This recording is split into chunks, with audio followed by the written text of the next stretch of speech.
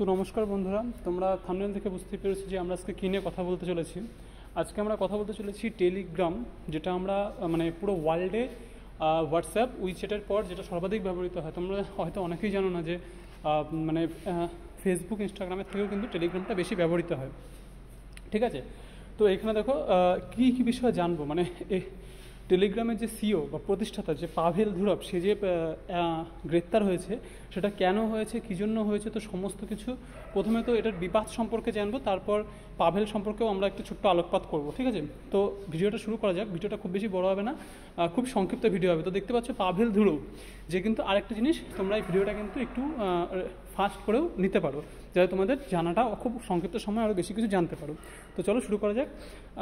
Who's Pavel ধুরভ? Pavel ধুরভ হচ্ছে কিন্তু একজন রাশিয়ান, যে কিনা হচ্ছে তোমার টেলিগ্রামটার প্রতিষ্ঠাতা।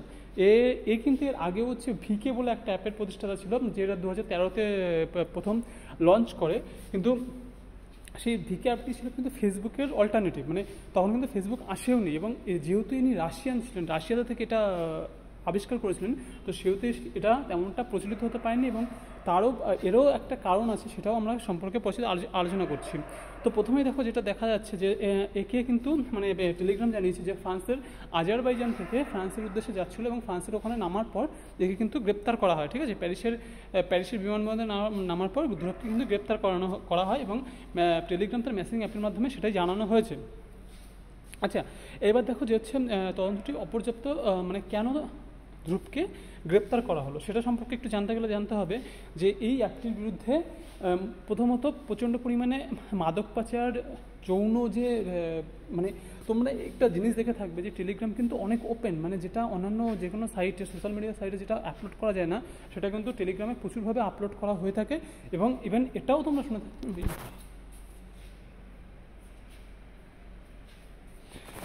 এবং এটাও শুনে থাকবে যে তোমরা কিন্তু যেটা বলা হয়েছে বলা হয়েছে বলতে যে কলকাতা যে মার্ডার কেসটা হলো, সেই মার্ডার কেসটাতে কিন্তু রীতিমতন ওই নামে সার্চ করে, আমাদের যে তিলোত্তমা আছে, তিলোত্তমার নামে সার্চ করে কিন্তু 10,000-এর ওপরটা চ্যানেল আছে, এবং সেইগুলোতে প্রচুর সার্চ হয়েছে। ঠিক আছে, তো এইসব বিষয়ের উপর ভিত্তি করে ভারত সরকার একটা সিদ্ধান্ত নিতে চাইছে যে এটাকে অ্যাপ করে দেওয়া, বন্ধ করে দেওয়া হবে কি না। তো সেই সম্পূর্ণ বিস্তার আলোচনা করব, আরও কিছু যেগুলোর জানা গেছে। তো দেখো, প্রথমে বলছে কোথায় গেল রে, টেলিগ্রামে সংবেদনশীল মানের মধ্যে ক্রমাগত উন্নত করছে।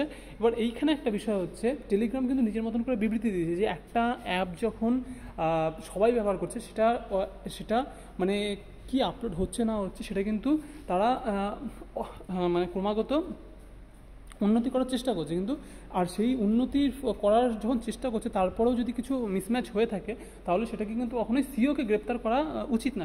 সেরকমই ওরা টেলিগ্রাম কিন্তু দাবি করেছে। ঠিক আছে, এরপর দেখো, সাইবার সিকিউরিটি জেন্ডারিজমের ইউনিট এবং ফ্রান্সের জালিয়াতি বিরোধী পুলিশ ইউনিট তদন্তে নেতৃত্ব দিচ্ছে।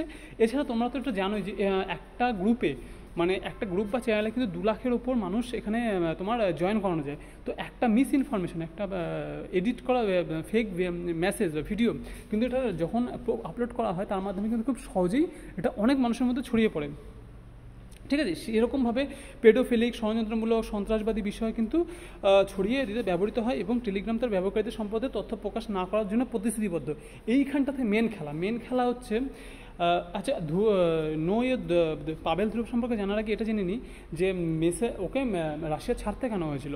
রাশিয়া কিন্তু ছাড়তে হয়েছিল একটাই কারণে, রাশিয়া কিন্তু সেই সময়ও চেয়েছিল যে রাশিয়ার বিরোধী যে পার্টিগুলো আছে, সেই পার্টিগুলো যাতে ইনফরমেশন, চ্যানেলের সম্পর্কে সমস্ত ইনফরমেশন যাতে পুতিনকে দেওয়া হয়, সেই জন্য কিন্তু পুতিন চাপ দিয়েছিল, এবং তার ফলে কিন্তু রাশিয়া ছেড়েছিল। এবং যেখানে পাভেল ধুরভ রীতিমতন বলেছিল যে না, কোনো রকম কোনো খবর লিক করা হবে না।